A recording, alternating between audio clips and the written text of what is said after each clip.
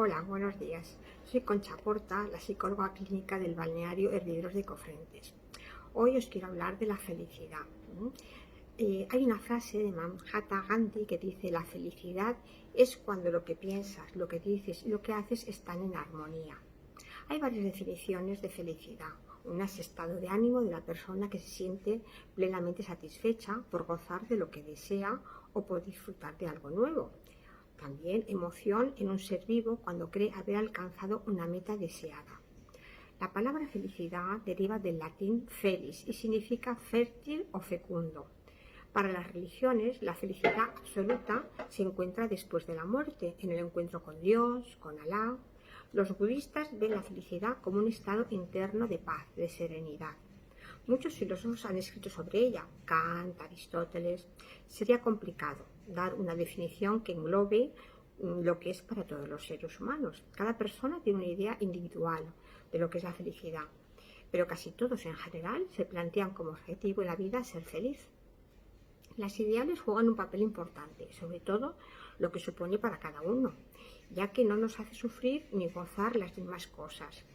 La base desde la que nos planteamos el objetivo de la felicidad está condicionado por nuestra historia, nuestras experiencias, vivencias, expectativas de la vida, modelos de identificación, factores medioambientales, físicos, culturales, la propia estructura de la personalidad. Cada uno es feliz de un modo, según su capacidad de disfrutar y obtener bienestar. El bienestar es subjetivo, ya que no depende, al menos en gran medida, de lo que nos ocurre, sino de cómo abordamos e interiorizamos lo que pasa en el exterior, nuestra actitud ante ello, ante la vida y cómo lo interpretamos. La felicidad no es cumplir una expectativa o un deseo de tener algo añorado, una casa, un coche, es una actitud ante la vida. Está en nosotros, no en las cosas o en otras personas que vendrían a proporcionárnosla. Las excesivas exigencias de logros, metas, éxitos pueden tiranizarnos bajo la expectativa de conseguir la felicidad y que si no se alcanza se puede vivir como un fracaso, ¿no? Un alto nivel, o sea, un muy alto nivel de exigencia puede ser un enemigo bajo la bandera de supuestos valores a veces difíciles de alcanzar o a no ser que sean a un gran precio. Querer encontrar la felicidad nos lleva a adentrarnos en un camino que nunca muestra su fin, porque nunca aparece la satisfacción completa, absoluta. Es imposible, es una utopía. Aún así, el hombre siempre aspira a ella, mantiene esa fantasía o ilusión. En una clasificación sencilla, podríamos decir que hay una felicidad posible en momentos, sin continuidad o permanencia y por lo tanto parcial. Y una felicidad imposible, que es la absoluta, la total, como un estado continuado. La vida no es un proceso lineal, tiene altibajos. Nos ocurren cosas negativas, un accidente, una muerte, un despido, un divorcio, y cosas positivas, un nacimiento deseado, un encuentro de amor, un proyecto. El aspirar a una felicidad constante y perdurable ya es condenarla a la no existencia. Idealizar la felicidad es el primer obstáculo, ¿no? El sujeto se construye con identificaciones que van cambiando a lo largo de la vida. Un padre, un maestro, un actor de cine, un científico, etc. Modelos que nos muestran trayectorias y logros. La felicidad está conectada especialmente con el amor, a sentirse querido, reconocido, amar, pero el amor también puede hacer sufrir. Si el amado abandona, si hay desamor, si se muere la persona querida. El amor puede llegar a ser lo opuesto a la felicidad si no es sano. Con el amor de pareja uno se adentra en una aventura arriesgada, puede exponerse al sufrimiento. También hay amores positivos y fuentes de bienestar. Querer y desear no es lo mismo. Se puede desear algo que en realidad no se quiere, ¿no? El deseo es algo que perdura, que no se agota al alcanzar la meta deseada. Nos acompaña mientras estamos vivos. No se satisface con el logro de cosas o situaciones anheladas. Hay un enigma en él. No está vinculado a objetos. Estos son como un espejismo. El deseo siempre está en otra parte. Es deseo de deseo. De ahí que existan personas insatisfechas después de obtener supuestamente lo que ha deseado. Se quiere algo que se tiene, que está, y se desea lo que no se tiene o no se tiene aún. El deseo es particular, no es universal y tiene que ver con la historia de cada uno. Sus experiencias individuales tiene que ver con signos que se desplazan metonímicamente y no con un objeto o circunstancia concreta. Está marcado por un punto de insatisfacción que relanza de nuevo el deseo en una cadena sin fin y la acompaña hasta la muerte. Aparece impregnado, mediatizado por el discurso de nuestros padres, educadores, por nuestra cultura, nuestra personalidad, y ello condiciona nuestra forma de sentir y nuestra forma de pensar. Hay personas que por ausencia de introspección o falta de una ayuda psicoterapéutica pueden repetir un destino que los determine. Habría que diferenciar dolor de sufrimiento. El dolor es algo puntual y el sufrimiento sería algo sostenido en el tiempo. Podemos no evitar el dolor, pero sí intervenir para no alargarlo, convirtiéndolo en sufrimiento. El sufrimiento puede ser destructivo. La felicidad sería lo opuesto al sufrimiento, ya que está asociada a un estado de bienestar. Sabemos que en el cerebro hay unos neurotransmisores, endorfinas, que están vinculadas a la sensación de bienestar. Tienen un efecto analgésico que pueden producir placer.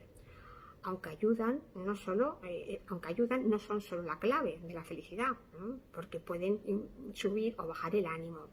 Las emociones pueden regularse químicamente, de ahí que haya gente que tome antidepresivos, ansiolíticos, pero no puede erradicar las características de la personalidad y su estructura. Las pastillas no suprimen la esencia de la personalidad, sus pasiones, los deseos. De ahí la importancia de una actitud de introspección, una escucha interior que nos ayuda a entender qué nos pasa y cómo nos situamos ante eso, ¿no? Que nos ocurre. No voy a entrar a hablar de estructuras clínicas, pero sí deciros que hay 3 grandes grupos de ellas: la neurosis, que es el modo más sano de constituirnos, el habitual, las psicopatías y la psicosis, y cada una de ellas tiene sus subtipos. La estructura de personalidad de cada uno es importante. No es lo mismo el lugar desde el que se aborda el deseo de felicidad en un neurótico, en un sentido clínico y no peyorativo, por supuesto, que desde un psicótico o desde una psicopatía. La neurosis, que es la forma habitual y más sana de estructurarse del ser humano, pues según la levedad o gravedad de los síntomas, la persona se adaptará mejor o peor a su entorno y disfrutará más o menos de la vida, ¿no? Los síntomas forman parte del yo, tienen que ver con la historia del sujeto y llevan grabado un saber que generalmente pues no es consciente, ¿no? Que puede provocar malestar. Si genera sufrimiento o dificultad en la vida diaria, pues es aconsejable hacer una ayuda con un profesional, buscarla. Una estructura de personalidad histérica pone los síntomas en el cuerpo, por ejemplo, un dolor de cabeza, temblores, somatizaciones. El cuerpo tiene su propio lenguaje. Una persona obsesiva mostrará los síntomas en el pensamiento, por ejemplo, dudas permanentes sobre cualquier cosa o decisión a tomar, temor a que ocurra algo malo, desarrollar rituales, pues gestos o de limpieza, para intentar neutralizar esos temores. Realizar un trabajo psicoterapéutico puede ayudar a escuchar qué significado hay detrás de los síntomas y qué función cumplen en la vida, ver nuestra implicación en lo que nos está ocurriendo. Los síntomas tienen un sentido, hablan de la persona, de lo que le sucede, nos dice algo de su sufrimiento y ello ayudará a saber qué hacer con ellos para sentirse bien. Por ejemplo, un obsesivo, si no realiza determinado ritual, se queda atrapado en la angustia ante el miedo que ocurra algo temido. Con el ritual piensa que puede neutralizar ese peligro, pero se adentra en una espiral que le esclaviza. Los síntomas tienen que ver con núcleos neurálgicos de la propia historia de cada uno. Son como una metáfora, un mensaje cifrado de un saber reprimido, no consciente. Son la manera que tiene cada uno de funcionar en la vida. Muchos nos generan malestar o entorpecen la vida diaria, pero otros sí lo hacen, ¿no? Saber de ellos ayuda a situarse, a entenderse, a descubrir el modo en que estamos implicados en ellos y nos impiden sentirnos bien, alcanzar esos momentos de felicidad.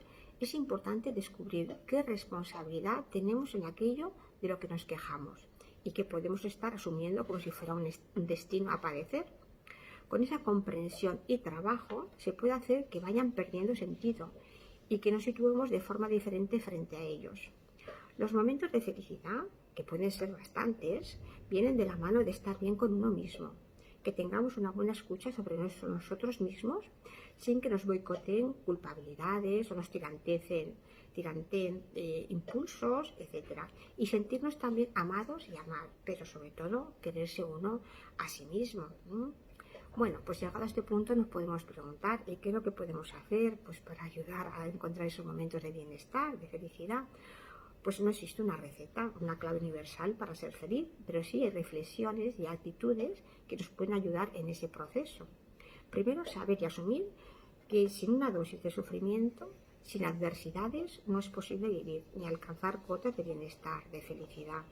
Es importante la flexibilidad y saber relativizar. La vida conlleva momentos dolorosos, pérdidas, angustias existenciales, etc. Y momentos felices como encuentros de amor, ¿no? No hay una felicidad absoluta sin sombras. Hay momentos felices donde ver y disfrutar de la belleza de las pequeñas y de las grandes cosas, el afecto, las amistades. Según cómo interpretemos lo que nos ocurre, nos sentiremos mejor o peor. De ahí la importancia de cómo percibimos el exterior y nuestra posición ante ello. Es importante encontrar nuevos significados a aquello que está siendo soporte de la queja, no con el fin de moralizar, sino de posicionarnos para desterrarla.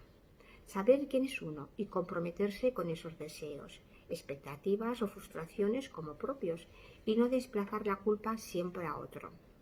Tomar conciencia de nuestra responsabilidad en eso que nos hace sufrir o de lo que nos quejamos, descubrir el tipo de relación que tenemos con nosotros mismos, porque estamos creando nuestra propia historia. La vida transcurre sobre todo en nuestro interior. No es cuestión de negar la adversidad o los obstáculos, sino que de no sucumbir ante ellos. Hay situaciones inevitables, una enfermedad, una muerte, una catástrofe, pero podemos tener una actitud positiva, constructiva para salir de ahí, ejerciendo nuestra capacidad de canalizar emociones, sublimarlas, posicionándonos frente a lo que nos ocurre desde una escucha sobre nuestra propia implicación y buscando soluciones que permitan disfrutar más del presente y de lo que sí tenemos. Saber quedarse en los sitios donde nos sentimos bien e irnos de aquellos que nos producen dolor. La felicidad es la aceptación de los límites, sus carencias, de su imposibilidad en cuanto a que sea permanente y absoluta. Como os decía, saber qué hacer con los síntomas de cada uno, reconciliarnos con nosotros mismos y reconocernos en ellos, en nuestras quejas, es muy importante, ya que según la intensidad de ellos pueden afectar a la calidad de vida. El ser humano tiene capacidad de transformarse, de liberarse de lo que le genera malestar, de adueñarse de su destino. Hay una frase de un psicólogo, Lacan, que dice: no se puede pedir a nadie más que a sí mismo. Y os voy a leer una frase de Mario Benedetti que dice: no te rindas, que la vida es eso, continuar el viaje, perseguir los sueños. Gracias.